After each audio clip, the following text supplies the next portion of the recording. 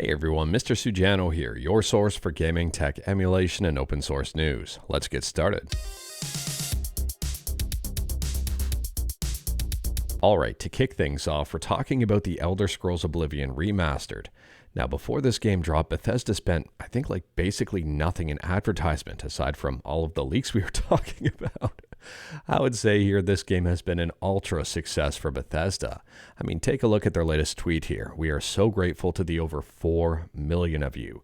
That is a lot for people playing a remaster. So if we take a look over on SteamDB, and this is just for Steam, at the time of filming here, there are currently 160,000 people, give or take, playing this game. If you want to be super specific, 159,846. But it's sitting in 6th place overall, and that is very impressive given the fact that there's some very popular games that are continuously in this top chart for Steam, like Marvel Rivals, Apex Legends, Dota, PUBG, and obviously Counter-Strike 2. But let me know your thoughts about this one in the comments below. The thing that I am most surprised about here is that it's beating Monster Hunter Wilds.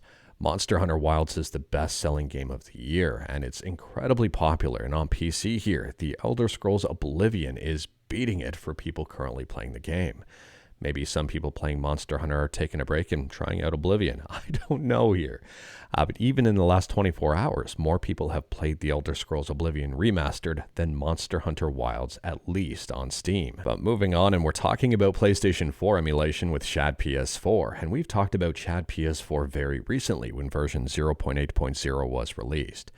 Anyways, here it seems a very big game is now working. Unfortunately, I can't say something like Bloodborne because Bloodborne is already playable. But someone here has Skyrim up and running in Shad PS4. It's not necessarily perfect, but at the same time here, they're saying it's playable.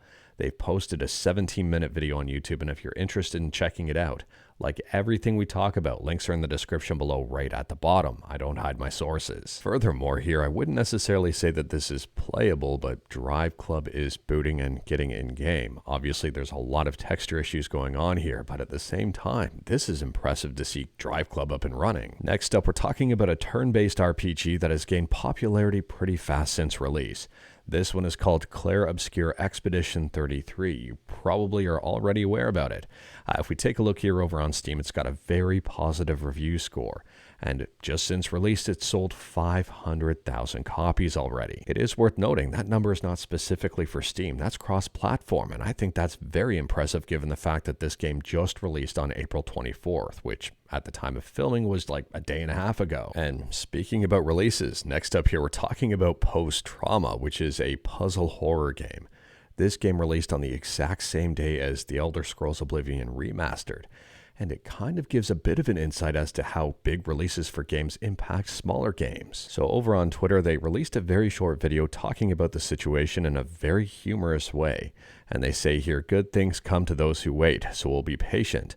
On June the 23rd, prepare for Post Trauma, the re-release, except we're not unreleasing it first, and it's pretty much the same." Now, I don't know about you, but to me this gives some very interesting insight as to why some game companies actively avoid trying to release a game on the same day a huge game releases.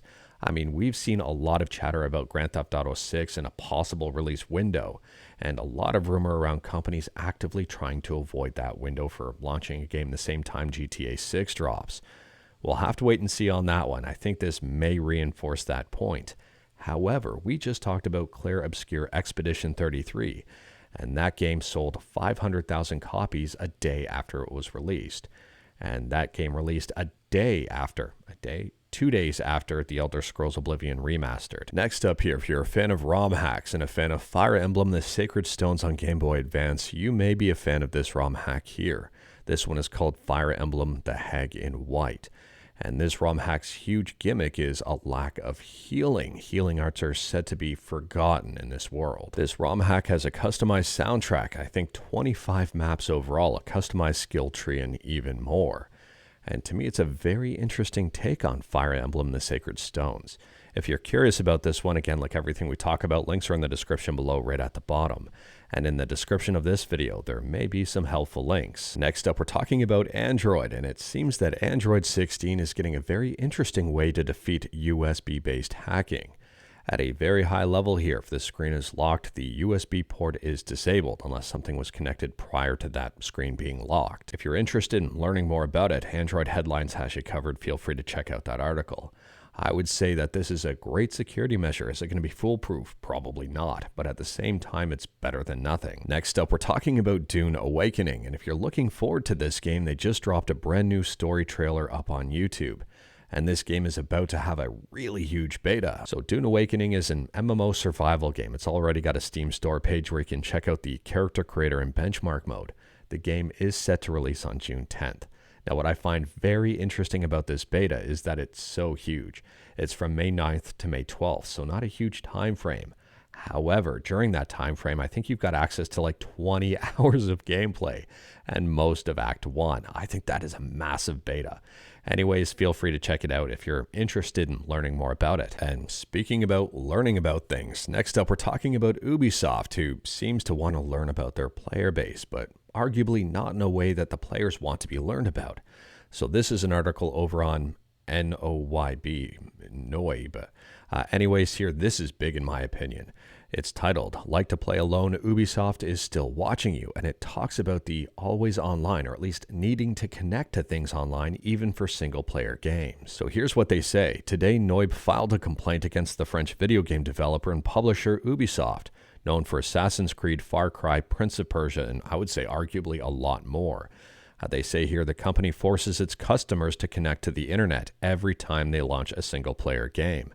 This is the case even if the game doesn't have any online features. Now, this to me is big, and all of this is big, but even after the complainant explicitly asked why he is forced to be online, Ubisoft failed to disclose why this is going on.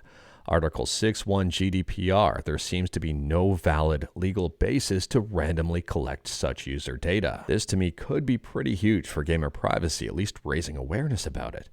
And it seems here there's a lot of confusion as to what exactly is going on. Ubisoft claimed that it just performs an ownership check on launch, but that doesn't seem to be the case here. And they're saying that it's not necessary and therefore unlawful. Noib goes on to say the complainant has never consented to this processing. Having bought the game on Steam, the ownership is already confirmed. Also, Ubisoft provides a hidden option to play the game offline, showing that the processing of all of this personal data in the standard setup isn't actually necessary. We're going to have to wait and see on how all of this pans out, but I, for one, am very interested in the overall conclusion and how this story develops and unfolds. Let me know your thoughts about this one in the comments below, and let me know if you think it's kind of a sister issue to the Stop Killing Games initiative, which also interestingly Ubisoft is involved in. But moving on, and next up we're talking about game preservation and Tim Cain. Now for those who may not be aware, Tim Cain stands for Subscribe to Mr. Sujano. And Tim is well known for Fallout. If you play Fallout at all, if you're a fan of Fallout, well, Tim had a huge hand in the overall thing. Tim was known as the creator, producer, lead programmer, and one of the main designers of the original Fallout. And Tim talks about video game preservation and how companies do a really bad job at game preservation overall. So based on my understanding here, when Tim Cain left Fallout, he was instructed to delete basically everything he had kept about the game. So all of his personal archive stuff, development notes and code and all of that, he was instructed to delete and absolutely get rid of, which he did. And it turns out the company also lost all of that stuff. He says here that companies try to be the archive keeper of data and then end up doing a terrible job of it and, well, losing it. And then we've got nothing in terms of overall preservation. Honestly, this is a really interesting video to watch, and it's not very long at all. This video itself is like 12 minutes and 23 seconds long, and I do recommend giving it a watch if you're into video game preservation at all. And if you wanted to see video game preservation from a very, very important figure in a very important game series. I mean, he got the ball rolling for Fallout overall, and it seems that we've got a lot of lost history in the overall series now thanks to a lack of good preservation. If you did watch this video, let me know your thoughts about it in the comments below about the importance of preservation and about the importance of someone like Tim Cain talking about video game preservation. Next up, we're talking about PlayStation 3 emulation on Android with RPCSX UI Android, formerly known as RPCS3 Android. and RPCSX UI Android just got a brand new update. So at the time of filming, version 2025-0425 is the latest update, and I think there's going to be some things in here people are excited about.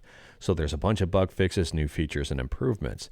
They've added a user selection to the app UI, and now they've added in Android 10 Plus support. Based on what I'm seeing here, I think this update is something to be excited about. Here is X-Men's Origins Wolverine up and running on RPCSX on an Odin 2. And here is Bulletstorm up and running on RPCSX.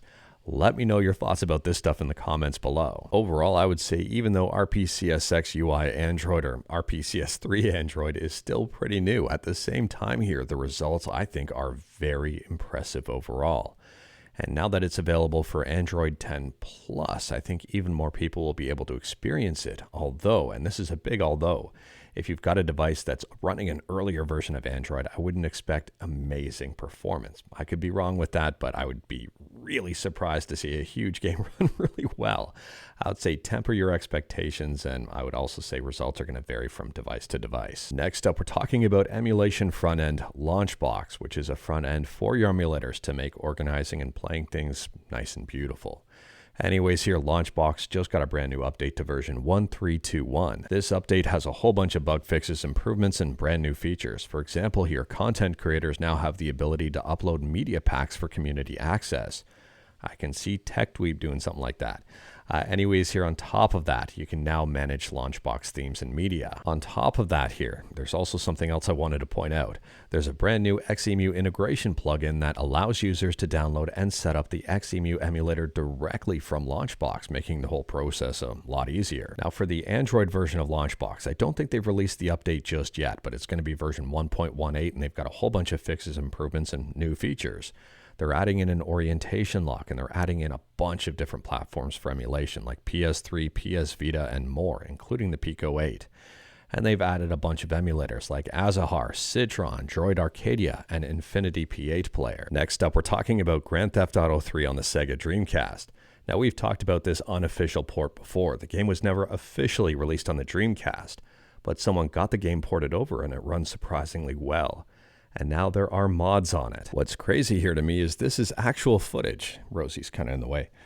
There's actual footage here of the mods up and running within the game on an actual Sega Dreamcast. This is an emulation. To me, this is absolutely incredible and wild. Let me know your thoughts about this one in the comments below. Next up here, we're talking about the PC port, the unofficial PC port of Goldeneye 64. It seems that the port is coming along very well because here is Goldeneye 64 up and running on PC at like 240 frames per second. I'm very curious to see how this thing pans out overall, but from impressions right now, things look pretty good. And last up here, we're talking about the, I wouldn't say rumored, the upcoming Persona 4 remake that I think Atlas accidentally confirmed a while back. Anyways, here, if you're excited about this game and interested in when it's going to drop, someone has noticed here that the Persona 4 remake web domain has been updated again. They say this could indicate that a reveal is happening soon, as similar updates happened before or for Persona 3 Reload and P5T. Let me know your thoughts about this one in the comments below. But anyways, that is all I've got for you in this one. Straight to the point, all stuff and no fluff, or actually the legendary one fluff. I was filming today and she wanted a whole bunch of attention and still wants even more here. We talked about a bunch today. Feel free to discuss anything we talked about in the comments below. If you like this video, leave a like. If you didn't like this video, leave a like. Hit that subscribe button. Check out my other videos. Don't tempt fate. Save your state.